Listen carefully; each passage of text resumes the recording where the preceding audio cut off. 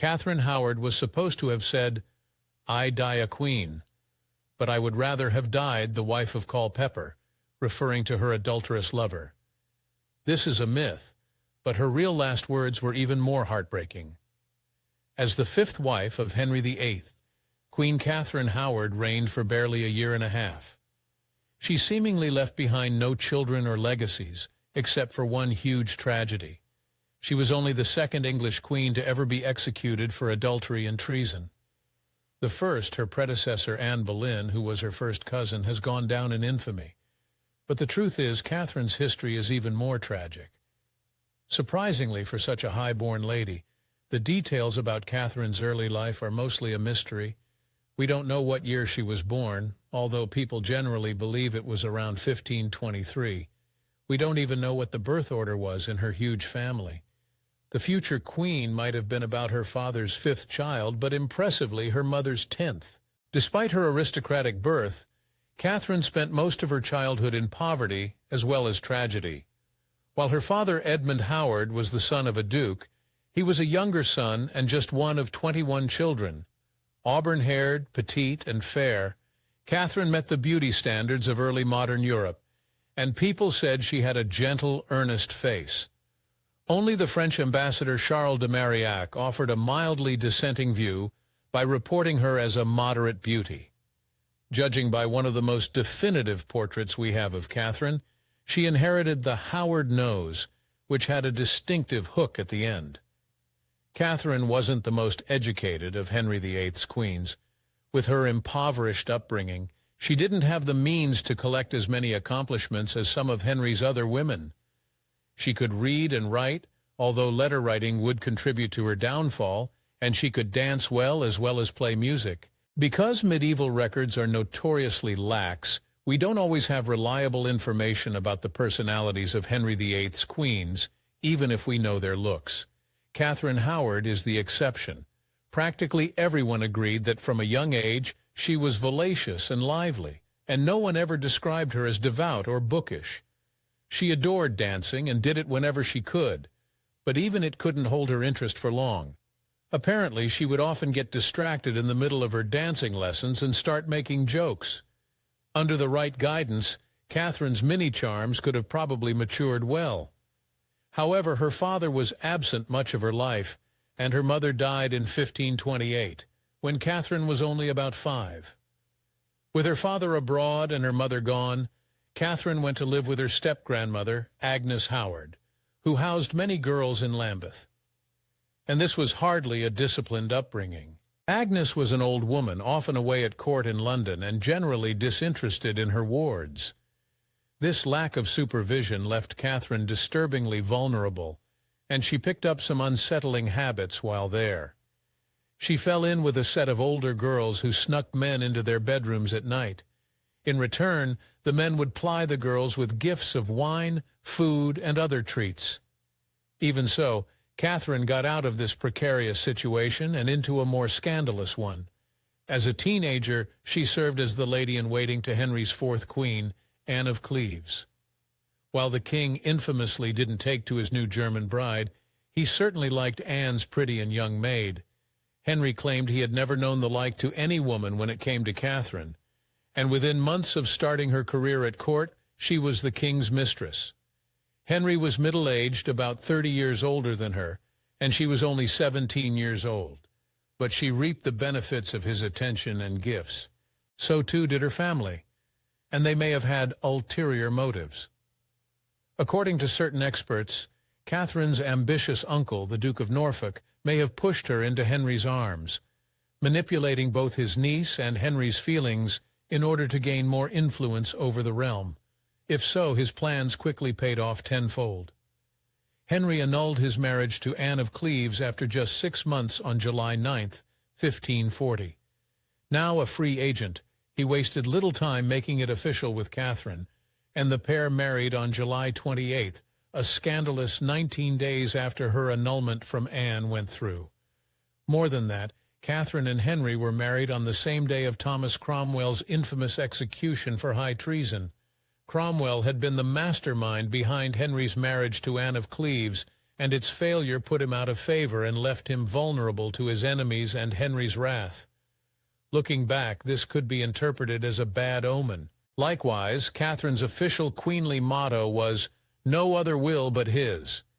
It was a display of queenly obedience as sweet as it was strategic, but in hindsight, it foretold her brutal, untimely end. Nonetheless, Henry and Catherine's marriage started out well enough, and it was certainly fit for a queen. The royal couple went on a lavish honeymoon through England. King Henry, ailing and overweight, was rejuvenated by Catherine and was said to indulge her every whim.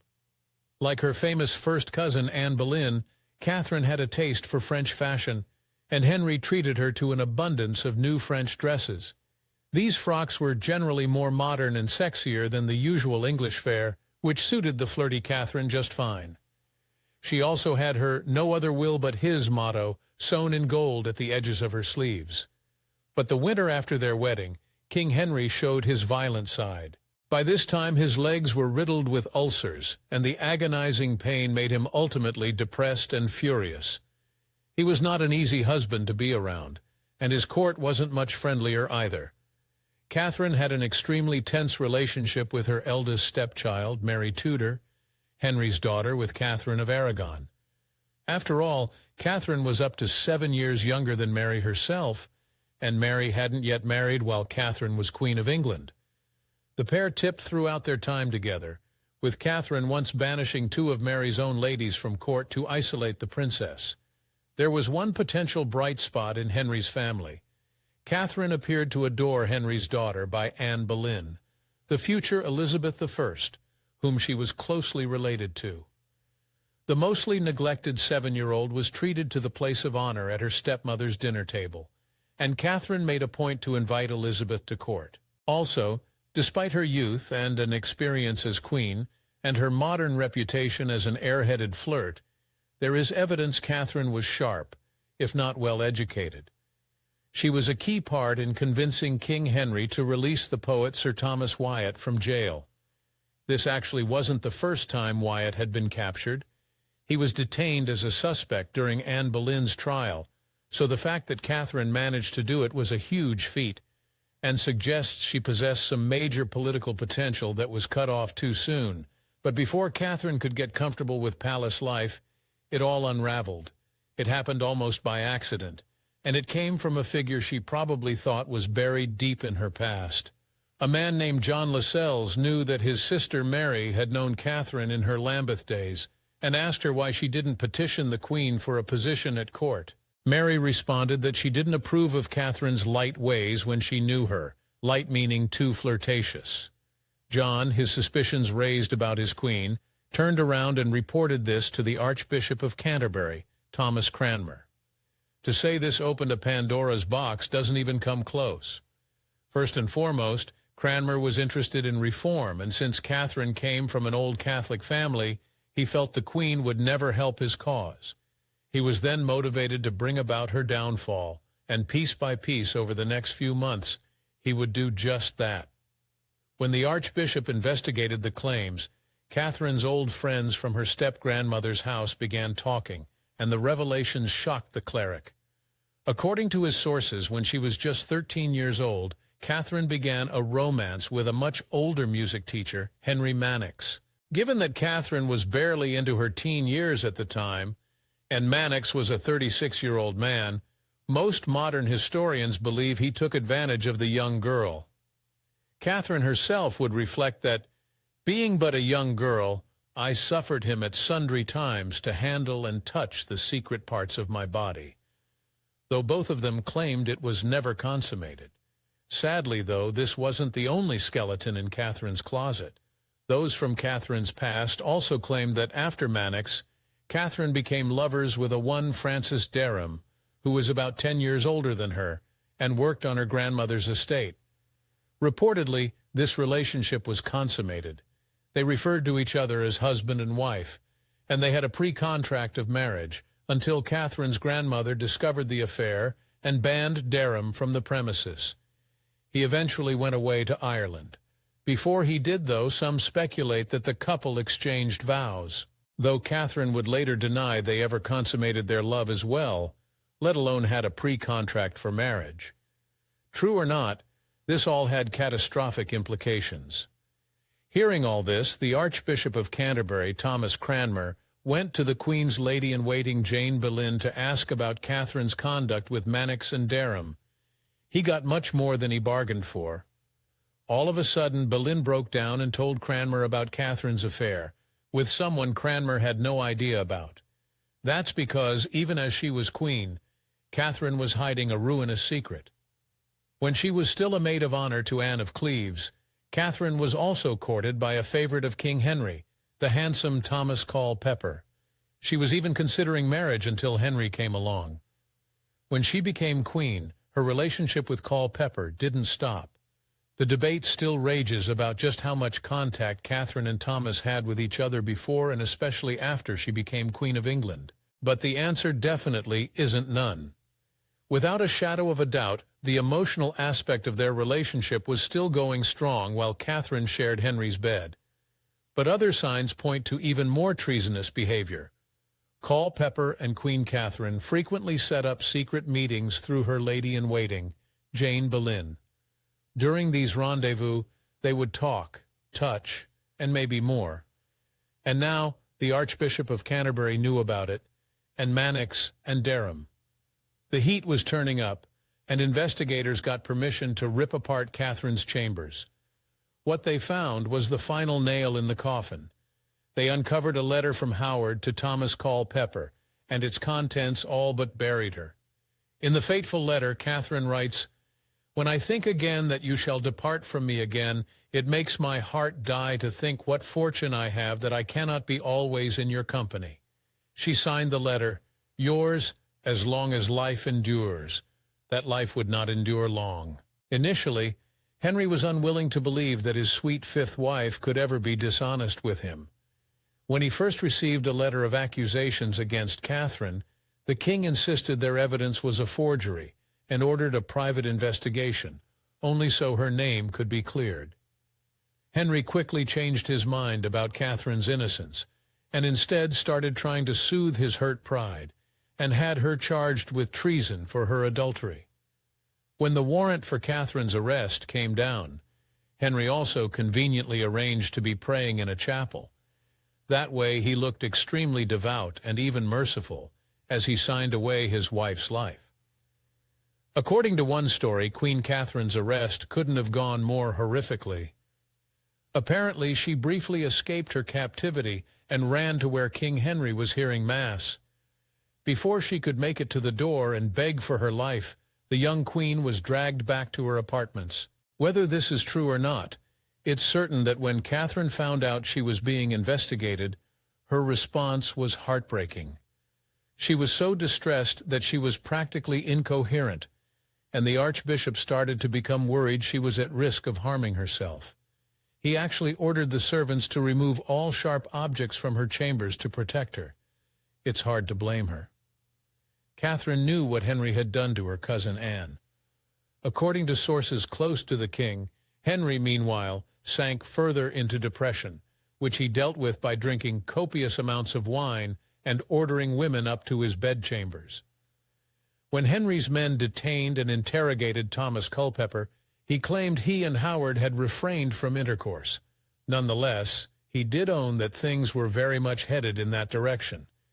As he admitted, he meant to do ill with the Queen, and that likewise the Queen so minded with him.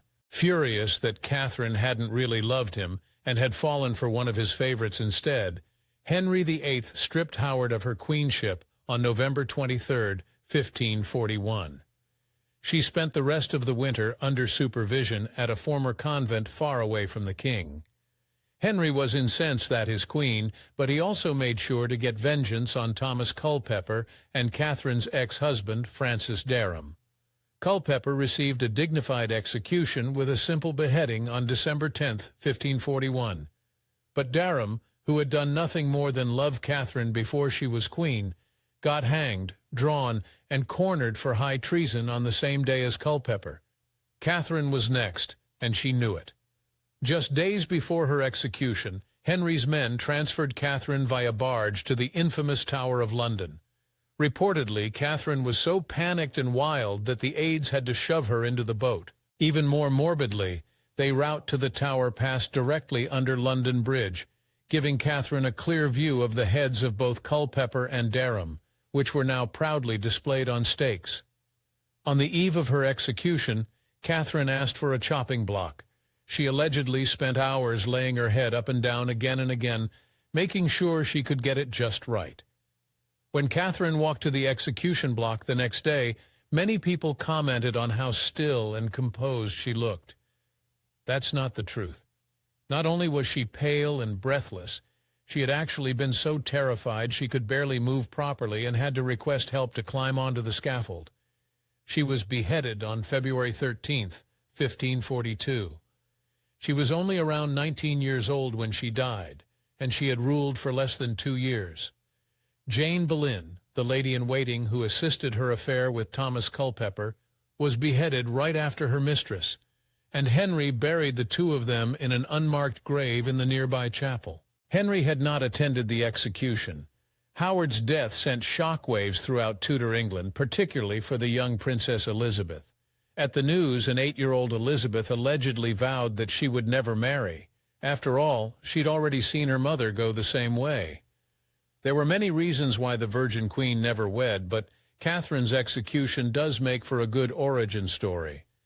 To this day, we have no definitive portrait of Catherine Howard, though experts are almost certain a portrait by Hans Holbein the Younger is of the doomed queen. That's because after Catherine's execution, people weren't so keen on keeping her in the king's memory. Even her own family removed their portrait of her from their home gallery. Some, though, say they see her elsewhere. The tale of Catherine's desperate escape and attempt to plead for her life while Henry was at Mass is one of the most famous ghost stories in royal history now. If you go to Hampton Court Palace, they say you can catch a glimpse of a screaming spectre in white rushing down the haunted gallery. That would be Catherine's ghost, trying and failing to save herself once more. Folklore says that Catherine's last words as she went to the block were, "I die a queen, but I would have rather died the wife of Culpeper." Historians think this is a myth, and that her real final words were deeply bittersweet. In truth, Howard was repentant, crying that she deserved to die 1,000 deaths for betraying a king who always treated her so graciously. Although there's another story behind those words, most nobles who got executed tended to apologize, even if they were innocent of their charges. Their words were sure to get back to the monarch, and they wanted to protect the surviving families involved, including members of their own family. So in apologizing profusely, Catherine Howard was actually committing a selfless act for her and Culpeper's relatives. In the end, Catherine Howard's life was far too short, and her history in the years since far too misunderstood. For centuries, Catherine's life and tragic end was seen as a cautionary tale for frivolous young women. It's time for a new story to be told about her. Thanks for watching History Expose. If you love uncovering the best stories in history, hit like and subscribe to keep exploring with us. Don't forget to visit our main page, Factornate, for more incredible facts about everything.